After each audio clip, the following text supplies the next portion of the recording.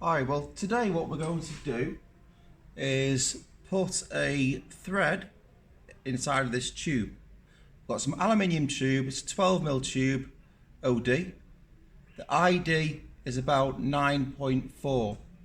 So what we need to do, first of all, put it into the engineering vise. I'm going to get a engineering square just to make sure. There it is. Just to make sure that it is square there. So I've just popped it in the vise quite loose first of all. Make sure it's square and then just tighten it a little bit. Just enough so that the tube doesn't spin round. Okay, so the next thing I want to do is select the stop and the tap, which is an M10 tap, and this one is fluted. So you'll notice fluted, the tip of the tap is less wide than the rest of the body of the tap. So it goes in, the diameter goes in, the diameter decreases the more it goes up towards the top of the tap there. And the reason that is like this is so that when you start off turning the tap inside of the tube, it's easier to get a straight, more accurate thread. So what I'm going to do is I've opened the tap wrench. So you just twist the handle like this. You open the tap wrench enough so that you can insert the squared end of the tap into the little V's on the top and the bottom of the set. So now that I've got the tap in there into the wrench, it's tight enough. You don't need to put it in the vise and tighten it. You don't need to be too rough. It's got a knurled grip on either end of the handle there. That is there so you can get a good grip and tighten the little set there against the top of the tap enough. So I'm going to place that tapered part now into the inside of the tube. I can let go. That's how easy it is once you use a fluted tap. So I will now, as I start turning the tap wrench around now, I'm going to turn it clockwise. I'm going to turn a couple of times. So 1, 1.5, 2. Now that I've turned it a full 2 turns, and I've been pressing down evenly on either side of the handle. Each handle, you've got to apply the same amount of pressure. So what I'm going to do now is I'm just going to break that cut. So the teeth of the tap here have been cutted into the surface of the aluminium.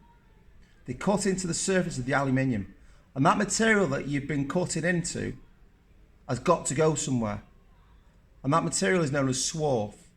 That swarf has got to go somewhere, and if you don't break that thread by turning it back half a turn, it'll just clog up and become really difficult to continue that thread.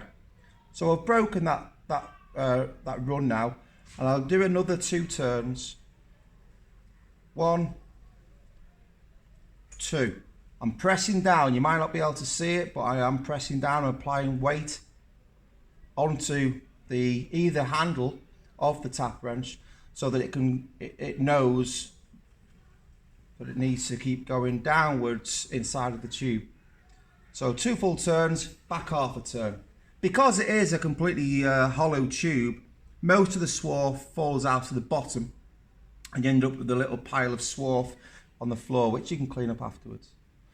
So I'm going to keep turning this. 1, 2, back half a turn. 1, 2, back half a turn. Every now and again, when you first start out with the thread, with making the thread, just have a look to make sure it's still perpendicular. Make sure that this tap is still perpendicular to the cheeks of the vise. 1, 2 full turns, back half a turn. Now, obviously, because of the properties of aluminium, it's very malleable to the point where you don't really need to add any lubrication to improve or reduce the friction whilst you cut it into it.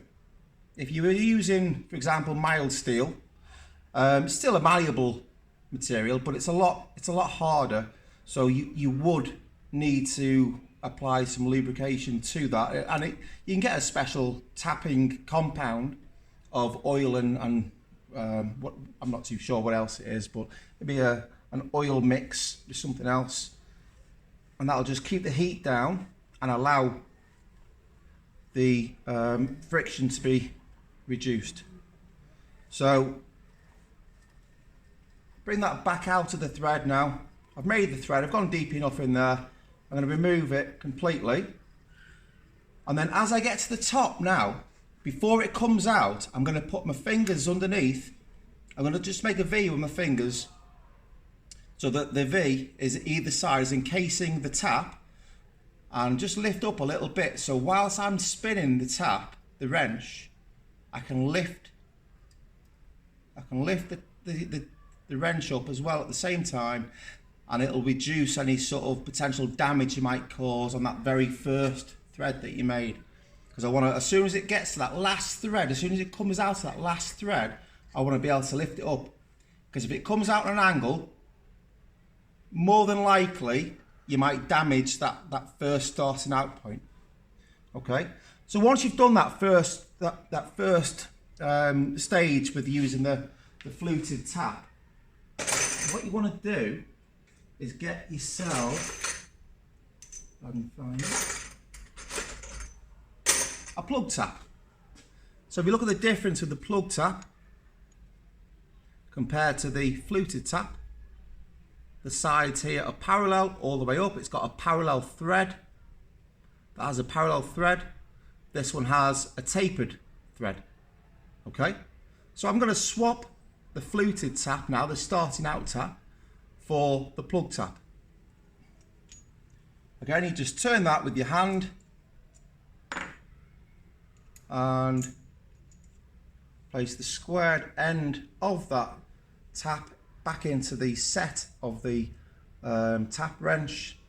And it's always good practice to do this a couple of times. So I'm just going to spin it right round like this. It's a bit tight in areas. Just spin it round, take your time with it, there's no rush. If it does get a bit tight again, just come back, because it means there's a bit of a swarf or a debris build-up that you need to just remove from the thread. So keep turning that round, come back a couple of times, keep going round. You'll get a feel of this better when you have a go yourself. But you keep turning it round until you lose the thread. You can't see the thread anymore. Then you can come back. Okay, so you just turn it all the way back out now, and maybe you might want to try it for a third time, and then that'll do now. So I'll take this back out. I'll take the tap back out of there, and just to test it now, put my fingers under there again, so I can lift it out evenly, and the thread stays parallel and undamaged. That comes out. I'll just test it now with one of our nylon bolts that we're going to be using for this project. So the bolt's in there pretty solid. Okay. And it goes all the way in. So the inside of the bolt head there was touching the top of the aluminium tube. Like so. So that's ready to go now. One final thing I'm going to do, I'm just going to use our new toy, it's a deburring tool. So you'll see that sharp pointy side of the deburring tool. If you use that first, that'll just get in to the top of the tube. It'll get inside the top of the tube and it'll just remove, you just give it a few turns like this, a few twists, and that'll just take away any little pieces of debris that was there. couple more. And then just to make it a bit nice there, just to put a nice finish on that, nice professional finish, you can use the other side of this deburring tool, and you see it kind of concaves. So these are good for deburring the outside. I'll just bring this up a little bit more. These are good for deburring the outside edge, which also, if you go a bit further than deburring, you can also put a bit of a chamfer. You can add a chamfer on there, so you'll end up with like a 45-degree edge all around the outside of it. A lot more accurate and a lot more consistent than just using a file or a piece of emery cloth. So that is how you make a thread to the inside of a tube. More to the point, an aluminium tube. Okay, the next video I'm going to do will be on using a die, and it's going to be an M8 die. And what we're going to do with that is another part of the lamp project. So watch this space. Thank you.